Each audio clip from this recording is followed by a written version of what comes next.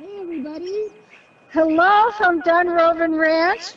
My name is Suzanne Miller. I'm the owner. This is my good friend and my very capable ranch manager, Kelly Kozak. Hello. And we want to shout out a specific welcome to Brookdale senior residents here in Missoula. Hi, Kim. Hi, Kim. Kim made the big mistake this morning of signing on as the Hat Lady. No, you're not the Hat Lady. She's the Hat Lady. Well, you know who else is the Hat Lady? Yeah. Me. Yeah. And so this gave me an idea.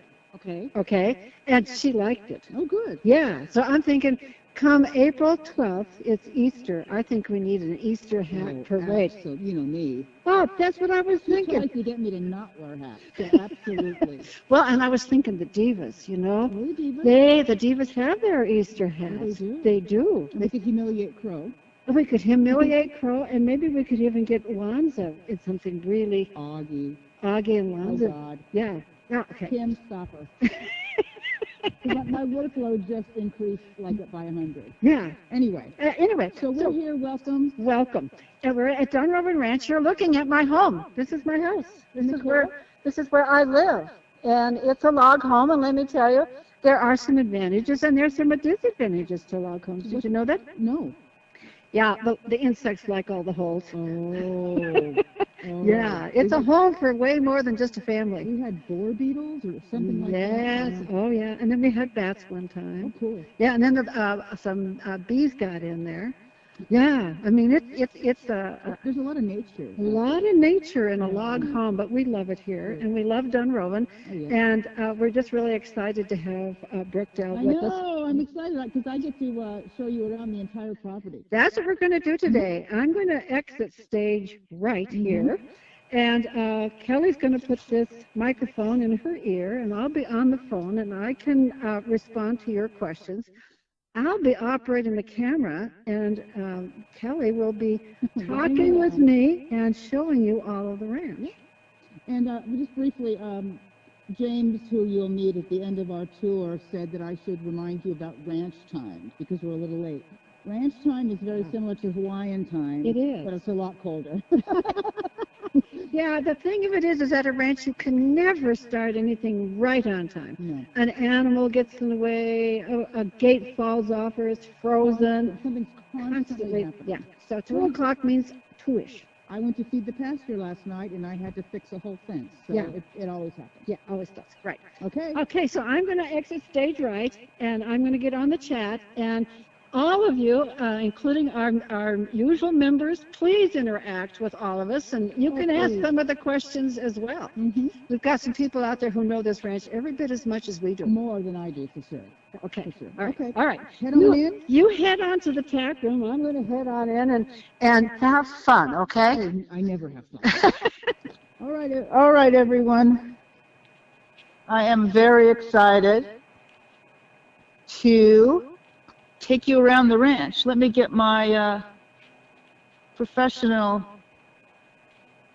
newscaster audio earpiece in. And then here we go. Oh, by the way, that's Jewel. That's the Miller's dog. Jewel, why are you in the snow, sweetie? Why don't you go inside?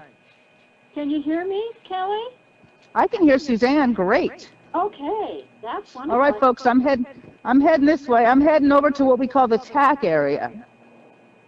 Okay, and I'm going to follow Kelly on the ranch camera and pick her up from where she is coming through. I'm on the activity lawn. Right, and right now the camera's moving from tack area through the activity line. What happens here is in the summer, as you can imagine, it's very well groomed and beautiful, and we plant flowers in the planters. And things happen here. Our kids' summer camps and our kids' riding clubs, we teach them how to rope out here. We do a lot of fun things. Kelly, people rent the... Yes? Tell them what those scaffoldings are for behind you. The scaffolding behind me. Oh! We have these amazing, we call them the art screens. They're hand-painted, almost banners that hang back here, and they're beautiful. They're almost like folk art. We have two sets of them. One set has running horses, and the other set has scenes of nature. So this is our activity lawn, and I'm going to head on in here. And I need to play with your audio. Oh, we're playing with my audio. Hi, Bonnie.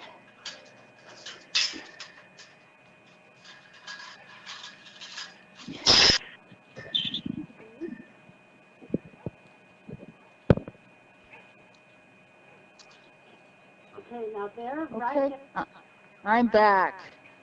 So I'm going through into what we call our tack area, also known as our barnyard. Who are you with? Barnyard.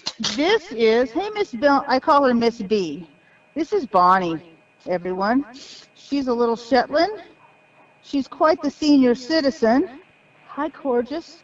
She's also blind, but as you can see, she has wonderful hearing and a wonderful sense of smell. And I would like to say that she just loves me, but I also am the one that feeds most of the time. Hi, Mama. I also call her Mama. So sometimes she walks in circles. Why is that, Kelly? She walks in circles because she has a tiny bit of vision in one eye, and that's where the light is. So she's not just walking in circles, she's walking toward the light. Sometimes people who don't understand find it a bit disturbing, but she's absolutely fine. She's actually in tremendous shape for a pony that might be more than 30 years old. And I bet you're wondering who this is. This is Clyde. This is her son. Hi, kitties. So I know it's lunchtime. So he follows her around. So she actually knows. She's going to get mad at me really soon. By the way, she's spunky as all heck. If she gets too mad at me, she'll let me know. She knows her way around very well. For example, they stay in there at night in that one stall. And when she's out here, she knows where to go in for shelter and water. I try not to move her around too much because she really knows her way around. Oh, I forgot somebody. This is Walter. I love Walter. He's got an icicle out of his earmuff. Anyway, this is Walter. And who is Walter, Kelly? Where did he come? You know, you should never send me shopping for any kind of decorating. So I was picking up some lights for our movable Christmas tree, and I thought we needed a topper on the tree. So I saw this guy, this little penguin. I thought, that's perfect. I'll put him on top of the tree. And then I realized that I could actually just move him around and hide him from the members, and they would have to find him with the camera. And I really can't hide him because they have tricks for finding where he is. Like, they follow my footsteps in the snow. I can't be tricky enough. So now he's just out. I'm really fond of Walter, and he's going to be here all year. There is a bald eagle. Where? Right above me. I'm looking with the camera way He's up right above. there. Where? Beautiful bald eagle in the sky. In the sky. Well, we're not gonna get that. That's okay. Yeah. That's astounding. Yeah. Well, they're out and about, and I'll have to say that last month, many of our viewers were able to see a bunch of bald eagles in the South pasture because our neighbor's cow had a stillborn calf. Mm-hmm. And the eagles gathered, including a golden eagle. We had, I think, 6 eagles there. Wow. Yeah, it was pretty exciting.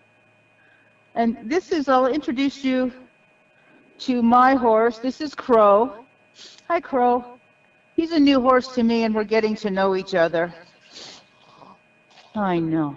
So tell people how Crow came to Dunrovin. Crow came to Dunrovin because we leased 2 horses from another outfit for the summer because we needed to have a couple more horses. And at the same time, my horse, Doc,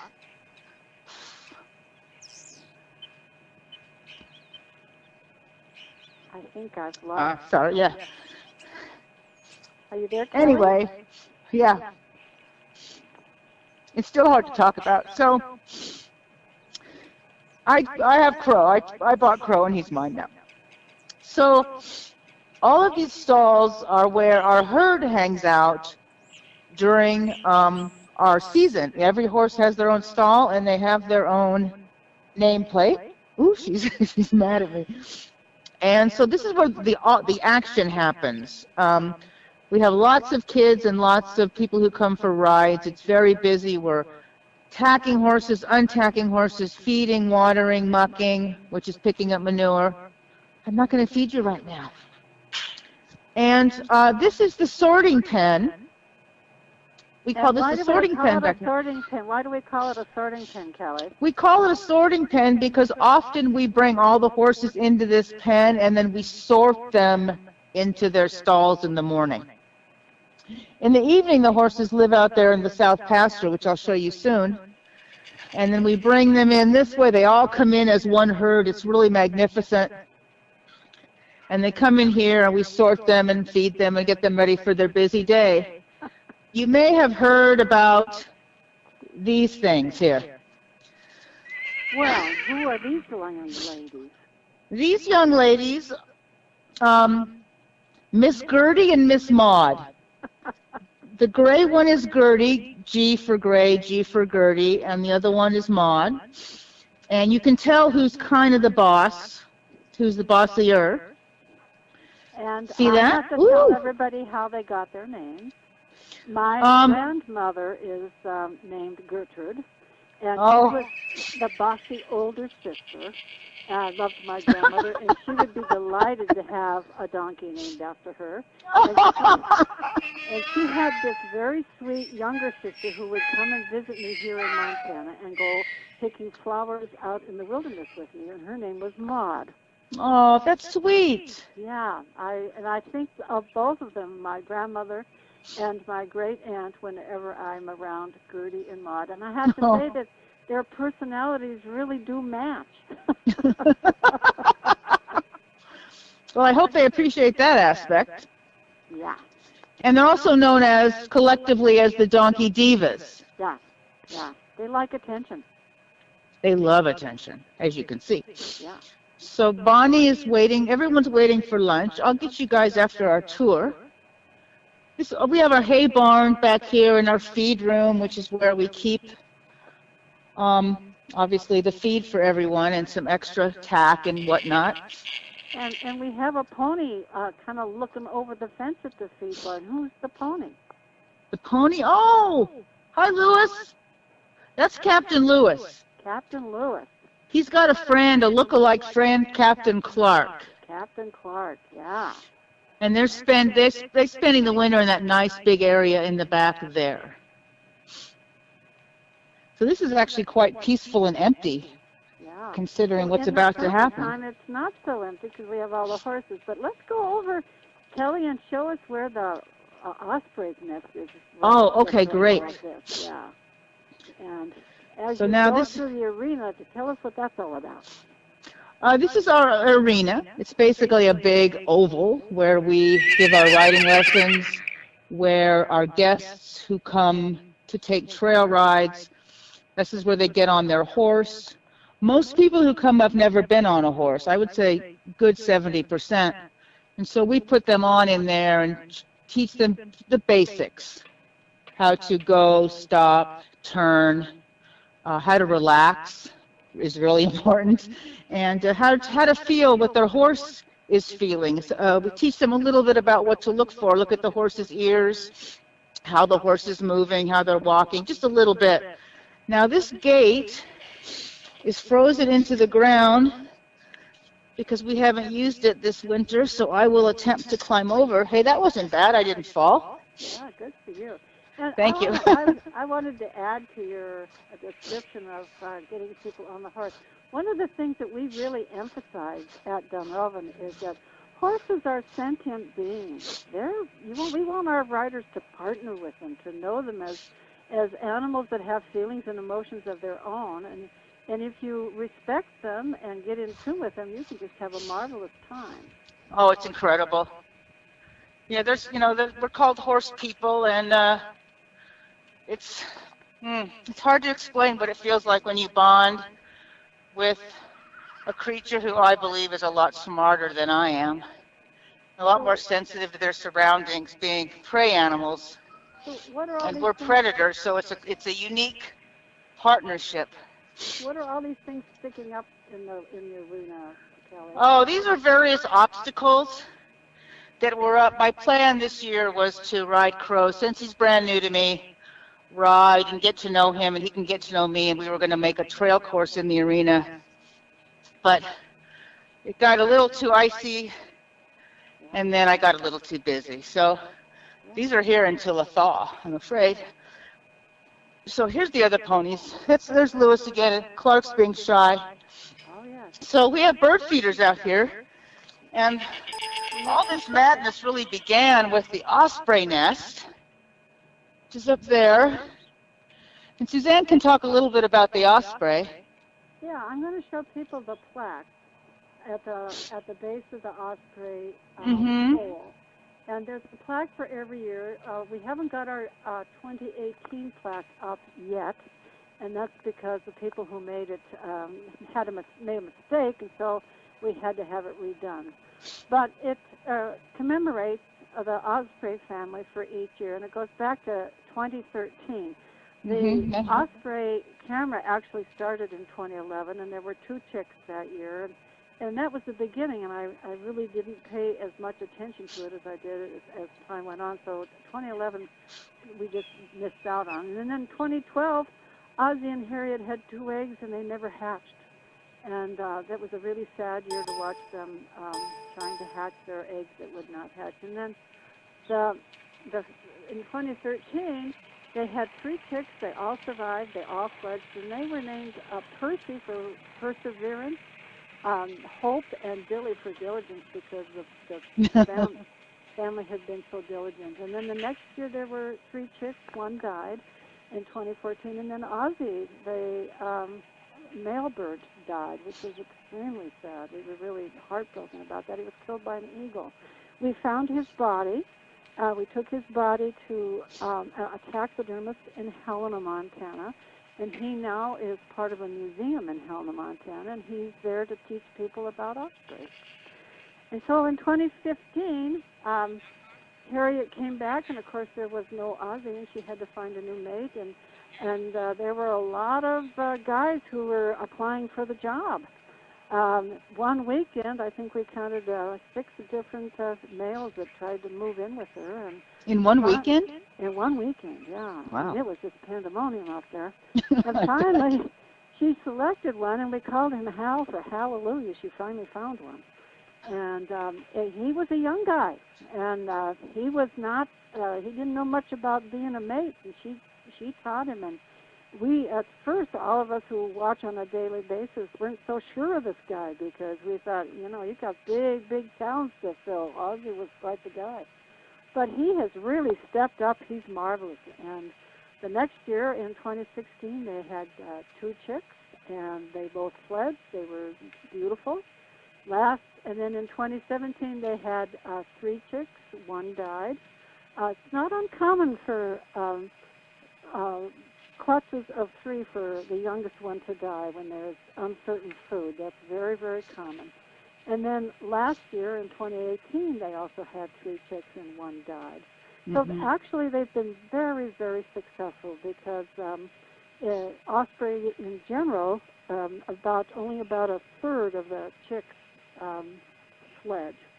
So they've done a really good job. And I'm going to just take the camera right up the pole, and you can see. This is a very, very successful nest. It's a very successful nest. And now you're seeing this piece of metal here, and that's to keep the squirrels off the nest, because we've put bird feeders up on top of the nest. We're going all the way up to the top here, Kelly. You can't see, but I'm just showing people how tall this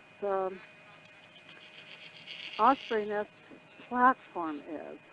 And I've been up there. I went up in the bucket truck the first year, and that nest is a marvel of engineering. It really is. It is just huge.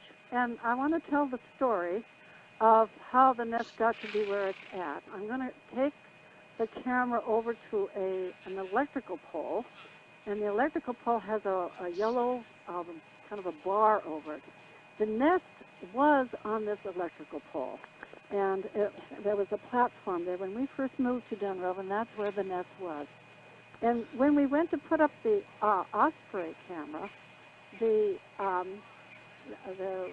Montana Northwest Energy said, "Oh, no, you're not putting a web camera up on that osprey's nest, because we want to get it off of our electrical pole." So they very graciously brought out this huge, tall pole. You could see the difference. The osprey's nest much higher now, bigger pole, and they put it on our property, and they picked up the nest. And believe me, this is a major operation with lots of big boy toys. And moved the nest over to this platform. And when they did that, they estimated that the nest weighed between 350 and 400 pounds. Big nest, huge. It's been here since we've moved here, and it was here at least 10 years before we moved here and talking to people around. So it's at least a 30-year-old nest. And then we added the perch a couple of years later. That's where the bird feeders are now hanging from the perch. And this has turned out really well. The perch was just a wonderful addition because the osprey hang out there and they stay within camera view. And now I'm moving the ranch camera up so that you can see the nest camera. This is the camera in the dome, looking right at it, okay? And above it, there's a night light and a microphone, an ambient microphone. And if you see at the very top, there are little spikes on the top of the post, and that's to keep the osprey from perching up there. And most of the time it works, and some of the time it doesn't. It's called Bird Be Gone, and it's used commonly to keep birds of prey off of something that you don't want them, kind of destroying, because they're so heavy that they would actually break it. That's right. Well, they break things, and they land with force. Is the thing. They come swooping in. In fact, Kelly, why don't you tell our viewers about Mrs. Goose, the first? Oh, jeez. Yes, it was. I started at the ranch January, February of 2017, and I came out from Western Washington. I applied for the job and got the job. And there's an osprey nest. Oh, okay, whatever. I didn't think much of it, and I would get on the chat to get to know our members, and they started getting very amped up about the fact that Harriet was coming back. And I didn't quite understand the big deal. And it was getting close. The people were getting very excited, and every time a shadow would go across the ranch, was that Harriet? And she came, and didn't she land and then take off? Yeah, she just landed like for about 2 minutes and then... Yes, and then she took off, and then what I come to learn, and now I'm a voracious Harriet fan, is geese like osprey nests, and what you don't want a goose to take over an osprey nest, because likely an osprey won't come back. So the goose is there, and I'm on the chat, and the members are saying, Kelly, go throw some rocks at it. I'm like, oh gosh. So I come out, and there's three or four other people here, I think the Millers and someone else, and we come out, and I can't throw a rock that high, but we're trying, and the goose does not care at all. And then what happens? The goose lays an egg, and the air is just sucked out of all of us. Oh no, it was tragic. And I come out, we're all standing right outside the office, right there, and who comes dive bombing over our heads but Harriet?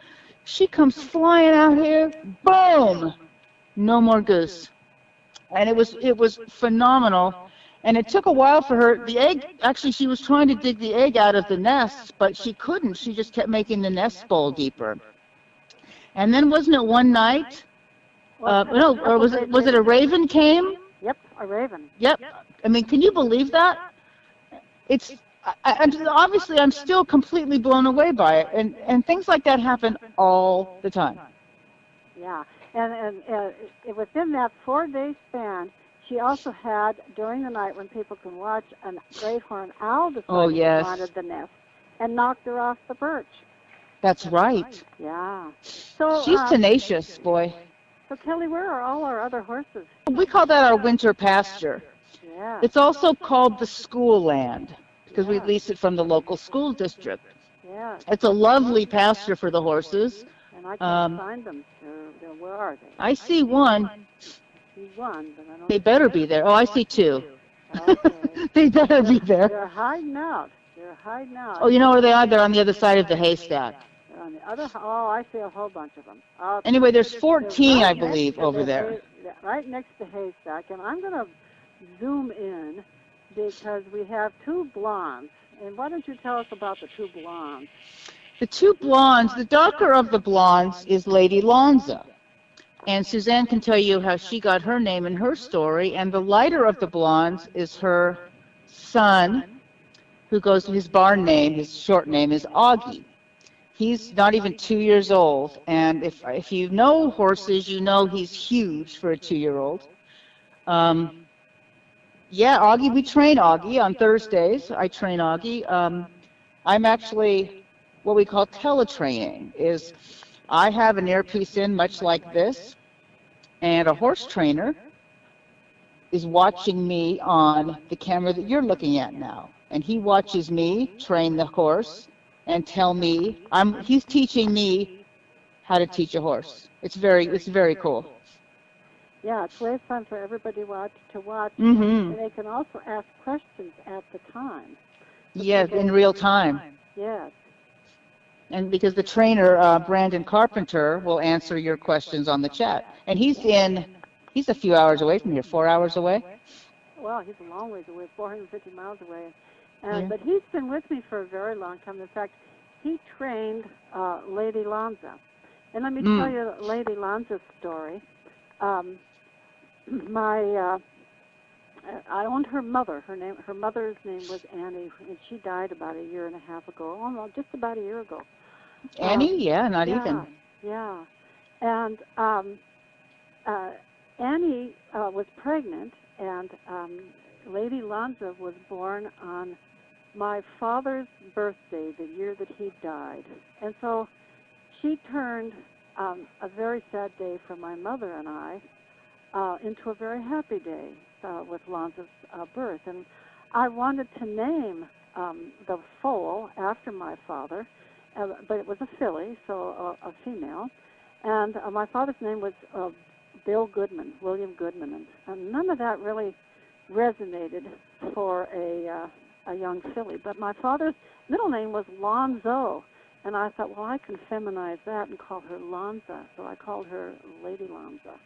And I love that name. It has stuck, and I call her the lovely Lady Lonza. She's quite the bombshell beauty. And she is. She's fun to ride, too, I have to say. And Augie is named after Ozzie, the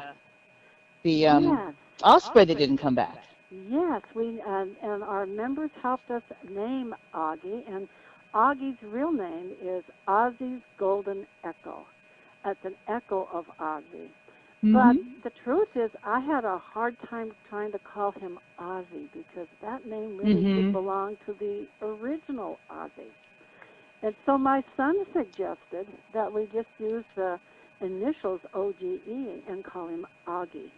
And boy, I just love it. I love the name. We spell it a little differently, O-G-G-Y, but he seems to fit it, don't you think?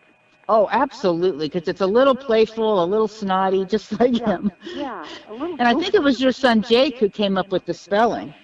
Yeah, one of somebody on our website did. But I think everybody thinks of him as their horse. I mean, Oh, absolutely. yeah, they've been watching him, and you know, I wanted a short horse, by the way. Yes. I bred Lady Lonza to a short stallion, just convinced that I was going to get a short horse. Well, that didn't work out. He's huge. He's huge. He's going to be taller than she is. Oh, definitely. Yeah, he could go to 16.2, something like that. Oh, and yes. the horses, he's surrounded by a lot of our wonderful horses, some of which we've had for many, many years, some of which are new. I'm going to focus on this horse right here. His name is Montana Strolling Joe. Oh, Monty. Yeah. And Monty is just one of our favorites. He's a really wonderful horse. Just a solid citizen. He really is. He's our go-to guy for anyone who is, you know, a real novice or an older. We get a lot of older people who've always wanted to ride. Yeah. And Monty's good for that. He takes care of his rider always. He sure does. And behind him, with kind of the bright red horse here, is Whiskey. And I've always joked his name shouldn't be Whiskey, it should be Dubonnet, because he's a little more sophisticated than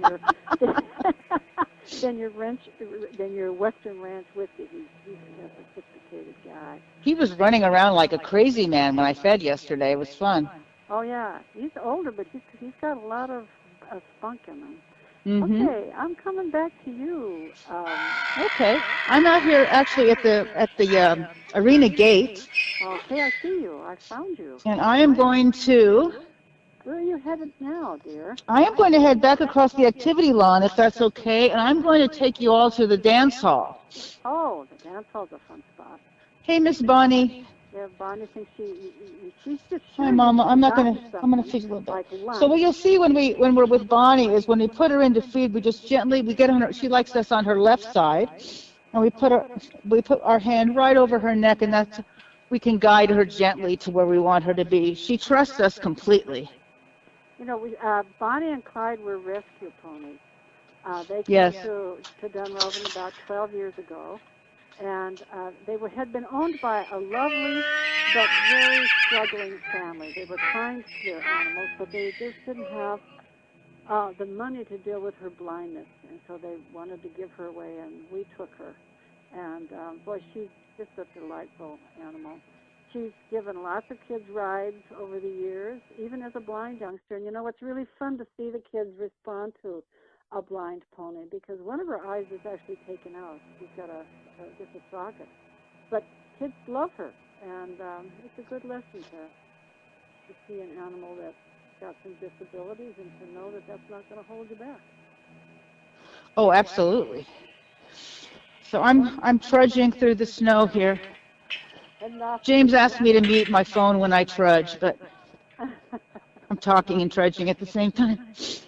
The horses are looking at me like, listen, lady, you didn't feed us. So to my left is our garden. Yeah. It's a beautiful space. It hasn't been used in a couple years, but it has been. And actually what still comes up every year are amazing berries. And we go in there and snack on them. We also like to take the kids out during summer camps, and they pick the berries. So I'm trudging back here, and this is our dance hall. It's a beautiful wooden dance hall with a nice wooden floor. This is where people get married here. Between 4 and 7 times a year we have weddings on the property. And they dance in there, dance the night away. You'll be able to watch. I believe we mute the mic during a wedding, but the cameras are on and you can watch the festivities. I'm going to continue on this way, and I'm heading on to what is called a bench. And why do we call it that, Kelly? I was just going to ask you. Well, it's kind of a flat spot that gives way to the riparian forest. So it's very flat, and then it just breaks over. It's like a bench above the forest. And so that's why we call it a bench. And we have now, I'm stopped here. We have fire pits on our bench, don't we? And I hate to disturb the deer because I don't know. Are you going to switch to the bench cam now? Okay, I'll switch to the bench cam. Because look at the deer. Oh, yes. They're so beautiful. Hi, everybody. I joke that I don't have a whole lot of human contact, but I have a lot of things to talk to. I like it. They are kind of a begrudging group of deer. They think they own this place now. You know, they do. They just go a little ways away and stare at you like, what do you think you're doing? You know, I think they think the bird feeders are for them. Yeah. So we feel these. Boy, this is a fairly new setup, and is it popular? Yeah, and we're experimenting, and that's why right now we're using what are called our volleyball stanchions. So those metal posts are in concrete tires. We fill the tires with concrete so to make them stable. But we wanted to experiment as to where to put this bird feeder, and I think we've chosen a pretty good spot. What do you think? Mm-hmm. Yeah, people really like it. And what about this tree that you're in, this little tiny tree? Oh, this is... So you had mentioned Annie, Lonza's mother? Yes. And when Annie passed, our incredibly wonderful members basically bought this tree to remember Annie by. It's called Annie's tree. Yeah. And it's been in the ground a year now, something like that? Yep, it's about a year, half a year. And it's a little, what's called a fat Albert spruce. And the little birds really like it. They can hide in there. Yeah. And that's one of the reasons we wanted to put it there. It'll get big and bushy, and it'll provide good cover for the birds to come and use the bird feeder. Oh, look at that. Is that a hairy or a... See, look at me now. Look at those of you who don't know me, who didn't know me before. I would never thought about birds, but I'm all about it now. Yeah. Is that a hairy, everyone? Yes, it is a hairy woodpecker. See, look at me. Yeah. Hi, buddy. Yeah. And by the way, one of our members, Bobcat Gal, came to visit, and she left some homemade suet. Oh, good. And that's what it's eating right now. It loves it, Bobcat. Seriously. Wow. Yeah. Bobcat's on. Hey, Bobcat. Thank you for the suet. She's on right now. Now, what's that little bird that's... Hi, guy. If you've never been into birds, you soon will be. Yeah. And you soon will be into horses, too. Yeah. They're a lot of fun. And I'm going to come up close on Annie's tree, and then I'll show them the bird bath. And yeah, this is it's a heated bird bath. It is. And I was watching you this morning, and I was very impressed with the way you were filling the bird bath. What did you do? Well, if it's very low, I'll come out with a bucket. But because I check the cameras in the morning, of course, and then I know whether it's empty or not. And if it just needs a little more water, I just put some snow in it. We could call it ingenious, or we could call it lazy. It's up to you. I'd say both. Yeah, I would say thank you. Yes. Being lazy can lead to ingenious things. And these slinkies were wrapped around the pole, but the squirrel realized that it was a really good ladder. Yeah. So I undid them, and I don't know if it does anything now, but there they are. So what else have we been seeing at our bird feeders? And I'm not going to answer that. I want our members to answer it on the chat. Come on. They've even named some of them. Celia. They've been watching. We have night lights out there. And what have you guys been seeing out here at the bird feeders? Come on. Yeah, they're infrared lights, and yes. Humans can't see them, but the camera can. The camera can, and the animals can't either, so it doesn't bother anybody. It just allows us to see, and no one's answering my question. So oh, come on, ladies. Yeah, answer it myself. That's no Should I get mad at them? Yeah. Come on. Talk about the thing with the mask that you've named. Yeah, finches. Why do they get shy? Don't you get shy?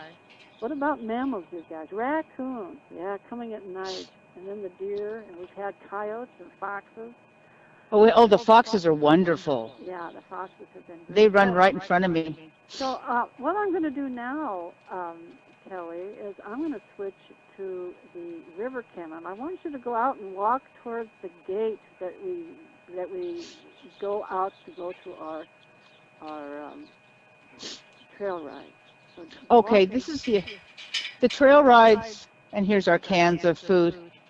The ladder on the cans is the best way to keep critters from getting in, I've discovered. So our trail rides, we leave the sorting pen, and we walk this way, and we take our guests through this gate, and then we go down the hill, and we walk that way. We either stay on this side of the river, or the best ride, in my opinion, is we ride the horses across the river and up the hill on the other side. So I'm gonna wait here for you all, and Suzanne's gonna show you the river cam, which is right over there.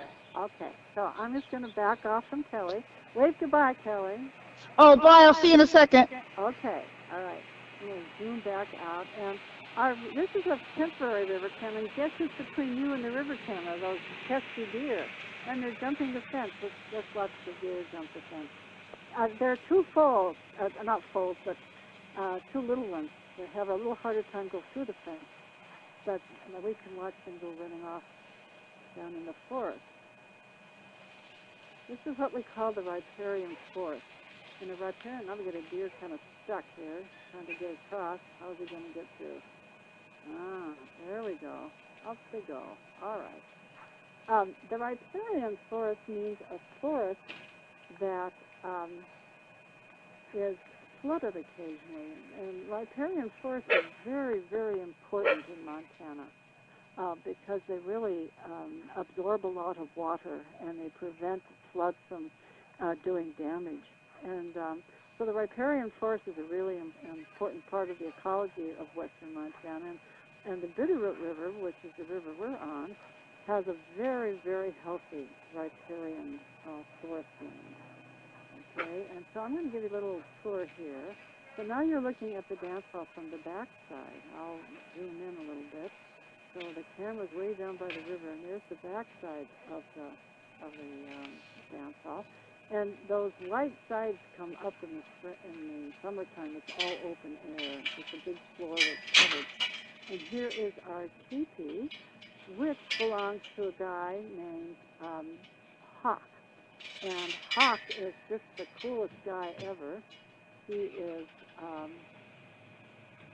a guy that belongs to two very important organizations that are really hard to get into. One of them is called the Long Riders Guild, and the Long Riders Guild, you have to have ridden a horse over 1,000 miles at one time in one trip in order to belong to the Long Riders Guild, and he does.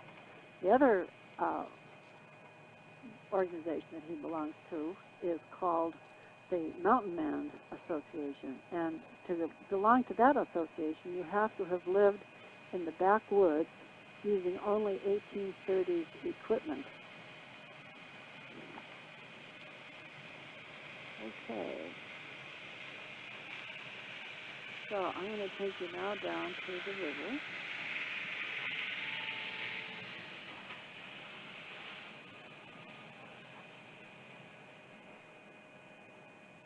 To the riparian area.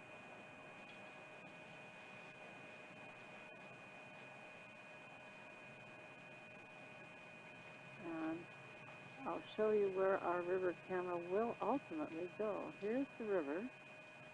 And what's going to be fun about the river camera is we are going to be able to see the ospreys fishing this summer. This is where they normally go to catch their fish, and it's going to be really fun to watch how fish. Okay. And here is the tower that is James and James, we have two James here at Dunrovin right now, have built, and it's almost ready to install the camera. It's a tower with a cantilevered arm that goes out over the river, and you'll be able to see a mile upriver and probably a mile downriver. It's just in a really good spot. And it's the camera that we're going to be installing should be able to also look right down in the river and to get us right up to the top of the mountain. Can you hear me better now? Tell me if you can hear me better now. I'll talk a little louder. I appreciate you telling me, Celia, when you can't hear me. So let me know if you can hear me now, all right? Okay. I'm going to now switch back to the ranch camera and see if we can't pick up our friend Kelly somewhere. Kelly, are you hearing me? Where'd she go? Hang on. Where are you? Here I am. Where are you? I'm in the South Pasture. You're in the South Pasture. I'm going to stop for just a moment and point out our weather station. Okay. If everybody knows, yeah, our weather station is above the garden, and everybody has been watching the weather station above the cameras on our website. And isn't it fun? I have so enjoyed having this weather station, and this is compliments of James. He did a really good job of installing a little weather station for us, and we've just been enjoying it a lot. I use it constantly because I'm one of those people who has to know everything about how the conditions the horses are in, so I know how much to feed them, etc. Okay. So I love that cam. The weather station. I have found you, Kelly, and I'm not going to focus on you right away. I'm going to focus on the mountain behind you. Because that is Lolo Peak. And we've had it's a wonderful mountain to keep track of all year long, summer, winter. And a summer and a half ago, in the summer of 2017, it was a blaze of fire. And very exciting for the ranch. Oh, it was a lot. It was scary. Very scary. We had embers the size of our fist falling on our property. Oh. So we put up all of our irrigation systems to make sure it wouldn't start fire here. It was a big thing. So I've got the camera right on you now, Kelly. Okay. Hi, everyone. Hi again. Yeah. So this is the South Pasture. We divide this into 4 sections usually, and we rotate the herd through here throughout the summer. We put them in one section, we let them eat it for a couple days, we move them to the next section, we irrigate the section they were just in, and we keep rotating them through. And I was going to point out the orchard to you, but I think up there on the hill, there's either, I know you can't turn the camera, there's either elk or the wild horses. 1, 2, 3, 4, 5, 6, 7 up there. Could be horses. Anyway, we have wild horses, which is amazing. So this is our orchard. Be able to find them with our new river camera. Should be able to allow us to see them, and that's really going to be fun. That's really exciting. Yeah, the new camera can look up the hill. Yes, yeah. Yes, there's definitely something up there. Yeah, good. Oh, sometime I'll go on. I'll tell you the story of when I saw the bear, the deer, and the horses all right in front of me. Anyway, so this is. Well, there's never a dull moment. So this is our orchard. It's a stretch of land between the South Pasture and the barnyard. And let me see. There's several kinds of apples. There's a couple kinds of cherries, plums, and pears. Amazing fruit, so good. We don't spray it with any pesticides or chemicals, and it is lovely. The best job in the world during the summer is filling our waters, because then we can grab the fruit as we fill the water. I've done a couple different broadcasts on how the ranch runs, how we fill the waters, how we do pretty much everything, including cleaning tack and doing halters. And I think what I'd like to do is do those broadcasts again, Suzanne, so our new members can learn everything else that the older members, not older in the sense of age, everyone, but older in the sense of time with the ranch. Yeah. So I'm going to trudge through here, And I'm going to go into the sorting pen and make my way, reintroduce you to the divas. And then I'll head back and I'll be back into the barnyard. All right. Oh, this is our north pasture. We'll keep horses out there as well. It's also the parking lot for large events. It really becomes quite busy. Hi, everybody. They're looking at me like, oh, we don't believe you this time. Hello, ladies. So I believe that I've been recruited to train the donkeys to pull a cart. Suzanne has asked me to do that for many, many, many months, and she finally wore me down, right, Suzanne? Yep, exactly. Yep. Yeah. We've actually had Maud in harness before.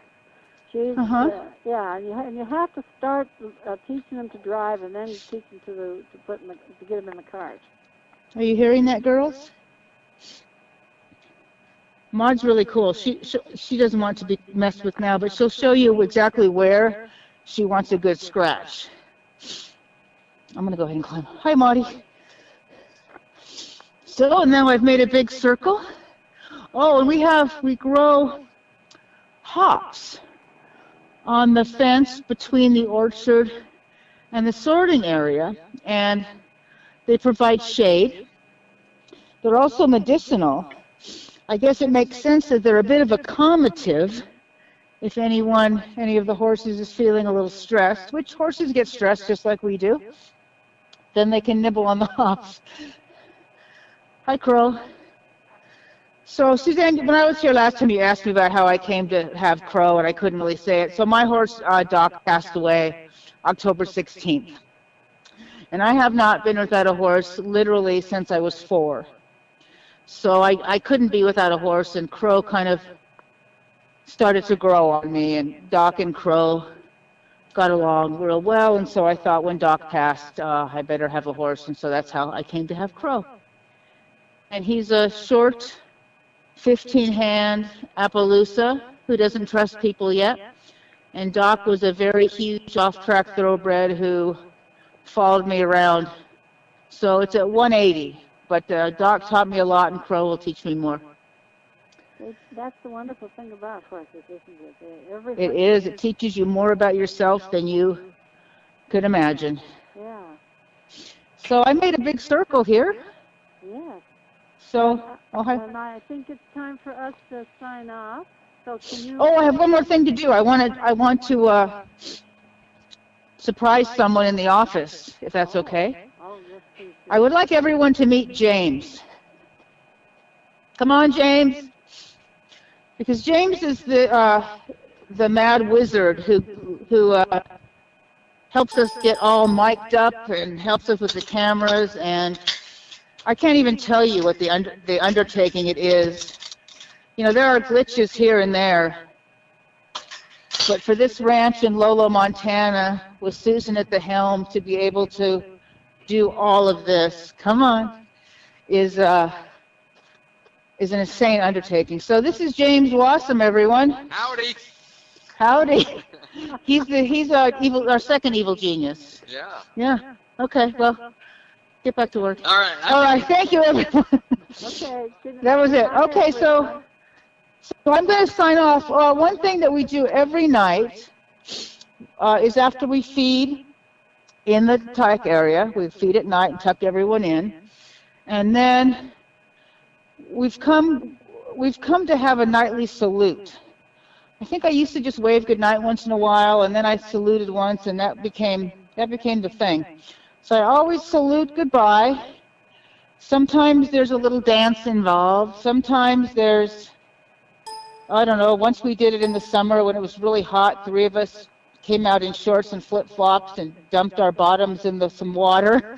So you never know. It could be just a salute. It could be insanity. So keep an eye out for that. And I'm going to head back over, Suzanne, toward your lawn. I'm crossing the activity lawn. And then you can just bid everyone. I'm going to bid everyone goodbye, Suzanne, and you can stay on the chat if you'd like. right. We're all going to sign off here, everyone.